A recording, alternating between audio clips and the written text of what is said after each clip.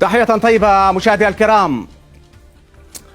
لماذا تتعامل الدولة اللبنانية وجيشها مع اللاجئين السوريين بطريقة فاشية حقيرة؟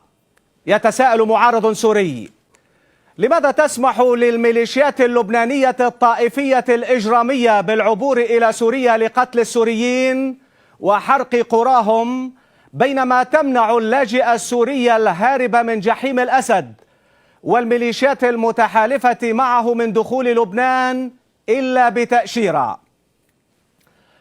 لماذا لا تظهر بطولات ما يسمى بالجيش اللبناني إلا على النازحين السوريين المساكين؟ لماذا يعيث الجيش إرهابا وخرابا وإجراما في مخيمات اللاجئين السوريين بينما يطأطئ رأسه كالقط المذعور أمام حزب الله؟ يتساءل اللاجئ أبو عمر. هل نسي شيعة لبنان كيف استقبلهم الشعب السوري في بيوته عام 2006؟ لماذا يردون له الجميل الآن بالتنكيل باللاجئين؟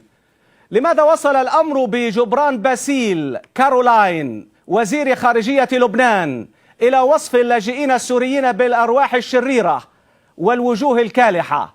يتساءل لاجئ سوري. لماذا لا يموت اللاجئ السوري من البرد والصقيع إلا في لبنان؟